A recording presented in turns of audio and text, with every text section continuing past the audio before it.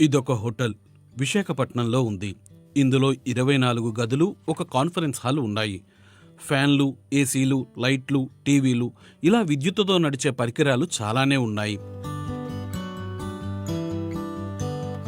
వీటిని వాడితే సాధారణంగా కరెంటు బిల్లు చాలానే వస్తుంది. కానీ ఈ హోటల్ యజమాని విద్యుత్ బిల్లు కట్టరు.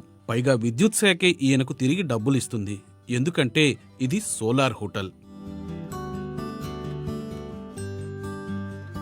వరకు కూడా ఎవరు ఇట్లా ఎలివేషన్గా వాడలేదు.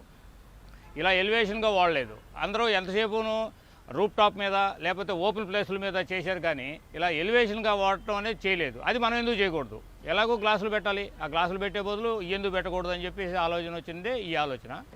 నేను దగ్గర 100 కిలోవాట్స్ నేను ఈ న్యాచురల్ దీని నుంచి నేను ప్రొడ్యూస్ చేస్తాను కరెంట్ని. దానిలో నుంచి నేను వాడుకునేటువంటి 40-50 కిలోవాట్స్ పోను, మిగతాదంతా గ్రిడ్కి ఇచ్చేస్తాను. గ్రిడ్ అనేది నా దగ్గర నేను మిగిలిన కరెంటు మొత్తం తీసేసుకుంటుంది. ఎట్లా అంటే నేను ఇచ్చినటువంటి మొత్తం తీసేసుకొని నేను వాడుకున్న దానికి నాకు బిల్లు అవుతుంది. ఆ రకంగా నాకు తిరిగి ఆదాయం కూడా ఉంది. హోటల్ బిల్డింగ్ అన్ని వైపులా వర్టికల్ సోలార్ ప్యానెళ్లు ఏర్పాటు చేశారు. హోటల్ అవసరాలకు పోగా మిగతాది ఈపీడీసీఎల్ కొనుక్కునేలా ఒప్పందం చేసుకున్నామని బాబ్జీ చెప్పారు. ఖర్చు ఎక్కువే అయినా పర్యావరణానికి మేలు చేయడంతో పాటు తాను పెట్టిన పెట్టుబడి మొత్తం 6 ఏళ్లలో తిరిగి వచ్చేస్తుందనే ఉద్దేశంతోనే ఈ సోలార్ ప్యానెల్స్ ఏర్పాటు చేశానని అన్నారు. అదే మనం ఒట్టిగా అద్దాలు కానీ ఎల్కో ప్యానెల్ కానీ బిగిస్తే దగ్గర 25 లక్షల రూపాయలు ఖర్చు అవుతుంది ఈ బిల్డింగ్కి.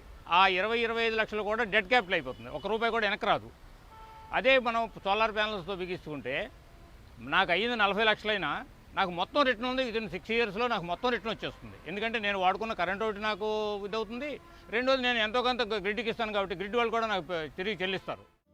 మధ్యతరగతి ప్రజల్లో కూడా సోలార్ విద్యుత్ వినియోగం పెరుగుతోందని, అయితే స్థలం సమస్యగా మారుతోందని, అందుకే సోలార్ ప్యానెళ్లు వెర్టికల్గా పెట్టాలనే ఆలోచన చేశామని సోలార్ ప్యానెల్స్ రంగంలో 10 ఏళ్ల అనుభవం ఉన్న టెక్నీషియన్ జయకృష్ణ చెప్పారు. గతంతో పోల్చుకుంటే సోలార్ ప్యానెల్స్కు అయ్యే ఖర్చు తగ్గిందన్నారు. మనకు రూఫ్లో స్పేస్ ఉండాలి సార్, రూఫ్ స్పేస్ ఉండాలి. రెండోది ఏంటంటే కొంచెం తక్కువ అవుతుంది. అదే ఎట్లా వెర్టికల్ ఫసాడ్ తీసుకుంటే ఎట్లా ఉంటుందంటే మనకి మొత్తం స్పేస్ అంతా యూజ్ చేసుకోవచ్చు. అది యాక్చువల్గా మేము అట్లా డిజైన్ చేస్తాం సార్. ఎక్కువ ప్యానల్స్ మనం యూజ్ చేసుకోవచ్చు, ఎక్కువ యూనిట్స్ కూడా జనరేట్ అవుతుంది సార్. అది సార్ ప్లాన్.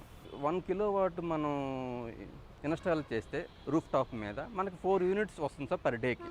అంటే మంత్లీ 120 యూనిట్స్ జనరేట్ అవుతుంది సార్. 120 ఇప్పుడు అదే 120 యూనిట్స్ మనకి జనరేట్ అవ్వడానికి కావాల్సిన ఖర్చు ఏంటంటే 50,000 నుంచి 60,000 సార్. సోలార్ ప్యానెల్స్ ద్వారా వ్యాపారస్తులే కాకుండా ఎవరైనా విద్యుత్ ఉత్పత్తి చేయవచ్చునని, వారు వాడుకోగా మిగిలింది తాము కొంటామని ఈపీడీసీఎల్ అధికారులు చెప్పారు. దీనికోసం నెట్ మీటరింగ్ ద్వారా మిగులు విద్యుత్తుని తీసుకుని దానికి ఉత్పత్తిదారులకు డబ్బు చెల్లిస్తామన్నారు.